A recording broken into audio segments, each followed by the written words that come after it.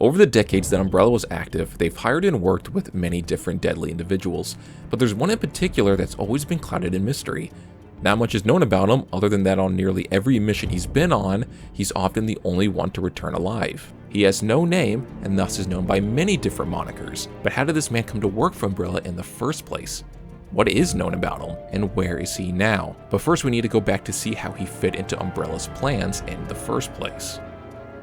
In the year 1968, 3 university students, Oswald Spencer, James Marcus, and Edward Ashford, came together to form Umbrella Pharmaceuticals. In the public eye, it was a simple medicine manufacturer, but behind the scenes, this corporation had a different goal in mind: eugenics.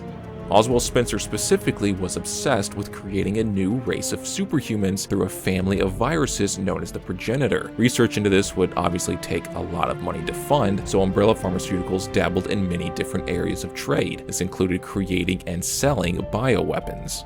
As Umbrella Pharmaceuticals grew and their research became more valuable, invaders became a more serious threat. Needing to protect themselves, but also their secrets from the public, they started employing their own paramilitary. This included the Umbrella Biohazard Countermeasure Service, or the UBCS, and also the Umbrella Security Service, or USS. The USS specialized in defending key Umbrella facilities, like the Arklay Laboratory, but they also did covert operations. These missions could end with the USS detaining or outright killing any individual that the leaders of Umbrella thought were a threat to them and their research.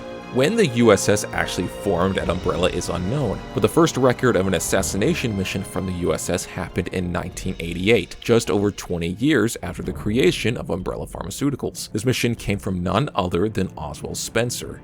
Who was the unfortunate target?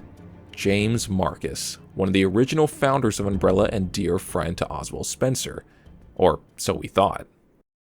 There was a lot of paranoia between Spencer and Marcus when it came to their respective research, and when Spencer finally snapped and let his worries get to him, he ordered 2 USS operatives, those being Albert Wesker and William Birkin, to kill Marcus and steal his research on the T-virus. Fast forwarding now to 1993 and Rockford Island. This island was owned by the Ashford family, and it became the new home base for paramilitary training for Umbrella. This included both the USS and the UBCS training programs. It took 1 year to implement these, and in 1994, the training programs had officially started. The conditions were absolutely extreme, and BOWs were produced on-site at the island's facilities in order to give the operatives practical real-life experience against fighting BOWs. Meaning he would die in this process, but those who survived would be the most elite. Even though those who underwent and survived the brutal training were highly dangerous and lethal operatives in their own right, it wasn't until 1996 that Rockford Island would receive one of its most talented and dangerous new recruits, the Grim Reaper. No one knows his true name, so he's known by many different aliases. These include Mr. Death, the Grim Reaper, the God of Death, and of course his official USS codename, HUNK. But why all the names regarding Death? He was such a cut above the rest that he would often be the only operative to return alive from missions with seemingly impossible odds, earning him his many monikers with Death in its name. While it's never been outright confirmed, there is speculation that the codename HUNK is actually an acronym for Human Unit Never Killed. Just 2 years later, in 1998, he was promoted to leader of the USS Alpha Team. His cold and always business attitude caused him to have very little relationships with his peers on Rockford. He was a soldier with the mission and nothing else mattered. It is rumored though that he had a rivalry with the UBSC operative Silverwolf, aka Nikolai Zinoviev. How this rivalry came to be and what it actually looked like, no one really knows. The only other relationship to speak of that HUNK had on Rockford Island was with a protege from the newly formed USS Delta Team, his codename Vector. HUNK trained Vector in martial arts and other forms of fighting. Vector's ability with knife combat was especially good, most likely taught to him by HUNK, who also had a strong preference for knife combat, even being equipped with a hidden blade in his arm. No other kind of relationship is known with HUNK and his peers on Rockford. Everything else after this was just business as usual. Going back now to William Birkin in the early 90s, he was making a great progress on the G virus. So much so that Oswald Spencer took notice and decided a promotion was in order. A new research facility was built under the Umbrella chemical plant. This new research facility was called Nest, and here Birkin was the chief researcher and continued to work on the G-Virus with his wife Annette. Despite the research going very well all through the 90s, Birkin started to become resentful towards Umbrella because it was looking less and less likely that he was going to receive the big promotion that he always wanted: corporate executive. In 1998, the T-Virus broke out in the Arklay Mountains and infected many people and places in the surrounding area, including the Umbrella training school that Birkin was in charge of reopening. Realizing that they've lost complete control of the facility, Birkin and Wesker made the drastic decision to have the place destroyed. Umbrella wasn't too happy about this. They were upset that the entire facility is now gone, and they blamed both Birkin and Wesker for losing control of the facility in the first place. This caused bad relations with Birkin and Wesker with Umbrella. Wesker made the decision to leave Umbrella altogether, and while Birkin wanted to leave as well, he was too devoted to his G-Virus research and didn't want to give up when he was so close to completing it. So instead he decided to stay with Umbrella for the time being and sabotage their facilities from the inside. Knowing he would need to go somewhere safe after he left, Birkin made a deal with the US military behind Umbrella's back. Birkin offered to sell them the G-Virus after its completion for them to make their very own bioweapons with. In return, he and his family can get protection from them to keep them safe from Umbrella. This was a big mistake. Unknown to Birkin, Umbrella had spies within the US military and caught wind of his plan to run away with the G-Virus once it was complete. This was when Umbrella sent Alpha Team Leader HUNK and his squad to retrieve the G-Virus samples from Birkin before he could take it to the US military, and thus began Operation Nest Wrecker.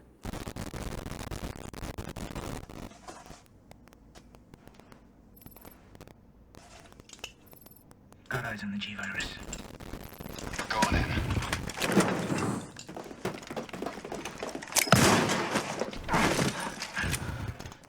Dr. Birkin, you'll come along with us quietly. You think I didn't know you were coming? This is my life's work. I'm not handing over anything. We have our orders, Dr. Birkin. I'll ask you one more time. Hold your fire!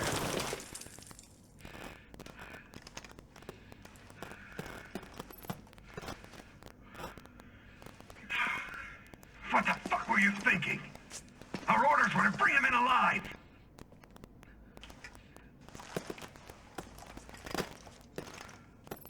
We're in, sir. But we had a snafu. Target resisted. We had to take him out. That's correct, sir.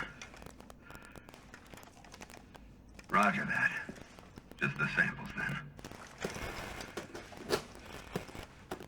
Let's move.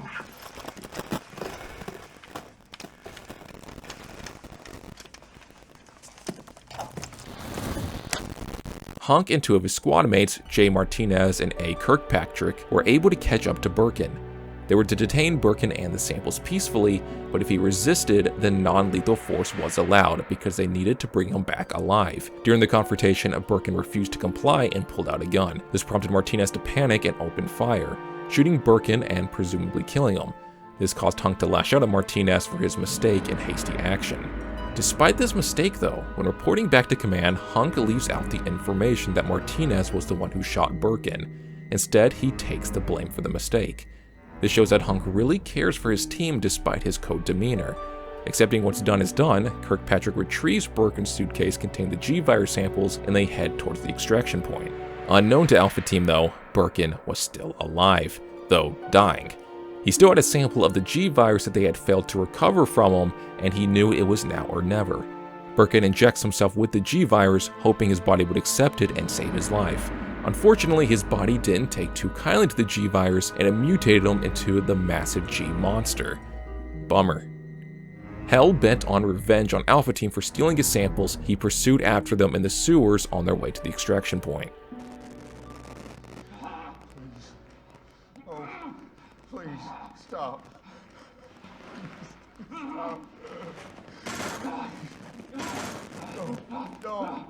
No. Power here, you freak! Don't hurt him.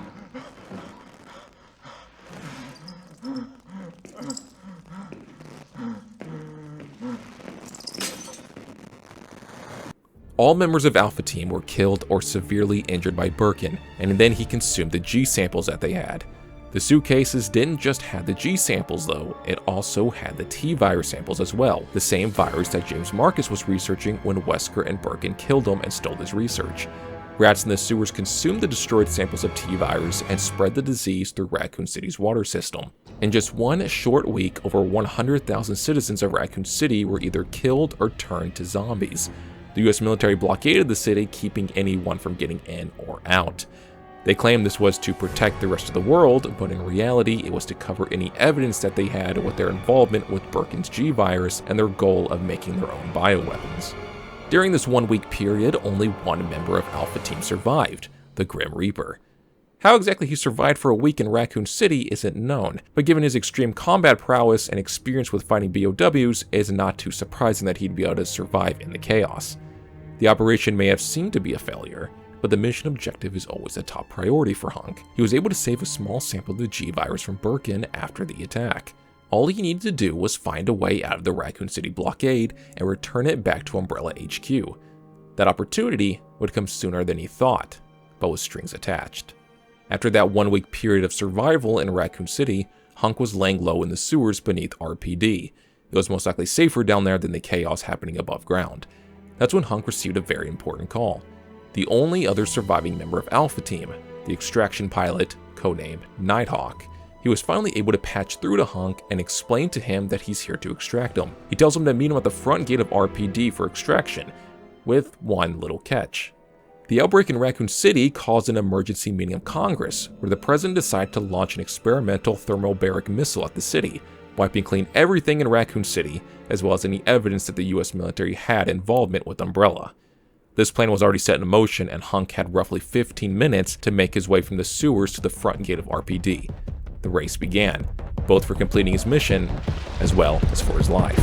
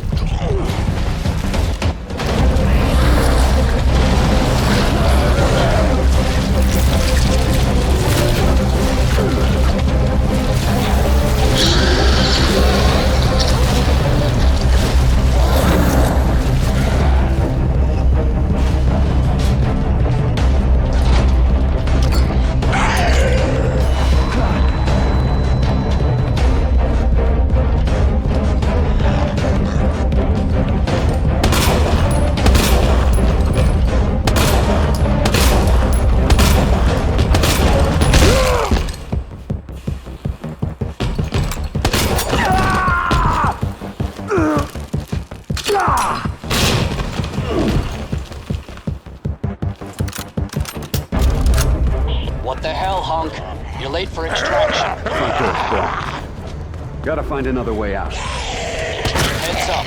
The guys at the top just ordered a full cleanup on Raccoon City, so move fast, or you can kiss your ass goodbye. Got it.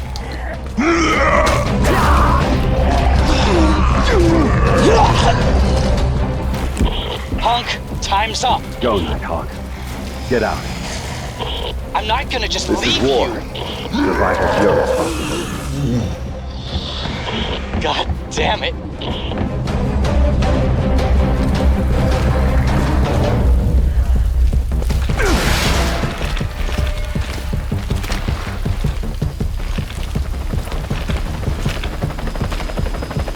Why'd you come back? I wanted to meet the Grim Reaper. After fighting his way through a horde of zombies and BOWs, and even facing off with the T-00 Tyrant, HUNK was able to escape aboard Nighthawk's chopper, thus making Operation Nest Wrecker a success. There was something interesting that happened during these moments of escape though. At one point when things aren't looking too good, HUNK tells Nighthawk to leave without him. This is another moment of selflessness from HUNK, where he shows genuine care for his team above the mission. Maybe he felt responsible for the events that led to the outbreak in the first place and felt no more of his team should die for his failure to lead the mission. Whatever the reason may be, it was a rare moment of concern from HUNK. To his surprise, Nighthawk didn't leave him behind despite his orders, and rescued HUNK not a second too soon, and they were both able to escape before the inevitable bombing of Raccoon City. After escaping with the G sample, HUNK had one more task to do. He had to deliver it to a small village in France called Loire Village. He had to hand it off to Christine Henry, the Umbrella France branch facility director. This delivery went without a hitch and the mission was finally complete. Sometime afterwards, HUNK was assigned his next mission, a very simple delivery job. HUNK and his new team were to transport a container from Umbrella's transport terminal in the Antarctic to Rockford Island. The contents of the container were never made known to HUNK though, or any of his team members, and this raised some concerns. After the mission was complete, in HUNK's report he explicitly mentioned that he didn't like how he and his team were left in the dark about the contents of the container. He was saying that if it was something potentially dangerous that they needed to know, so that they can be prepared in case things took a turn for the worse. HUNK mentioned that this lack of communication risked the safety of his team. Again, another moment where HUNK showed concern for his team, even going as far as to be confrontational with his Umbrella superiors when it came to their safety. This is the last record of any operation that HUNK did for Umbrella. Following Umbrella's bankruptcy in 2003, HUNK's whereabouts and activity is a mystery. However, he did seem to have some involvement with the paramilitary group Umbrella Corps. Umbrella Corps was a PMC specializing in fighting BOWs. They used a unique form of fighting known as Close Quarters Quarantine Battle Zone, or CQBZ for short. They also used special gear specifically designed for fighting BOWs such as the Zombie Jammer and the Bite Guard Tactical Shield. Both the equipment and the CQBZ fighting style were invented by HUNK himself. Whether he was just contracted for a time by Umbrella Corps to help with these things or he's still rooted in their group is still unclear. At the end of the day, HUNK is a mercenary. He goes where he feels it benefits him the most. He was never with Umbrella in the first place because he agreed with their views and wanted to support their mission. Umbrella was simply a means to an end, and what that end is, we don't know. It could have been something material, such as money, that he was after, or it could have been something more philosophical, such as fulfilling a purpose in life. Whatever it was that HUNK was after, it wasn't something specific to Umbrella, and he could seek out those same means from somewhere else in the world. His current activity and whereabouts is still unknown, but we know one thing for a fact. The death cannot die.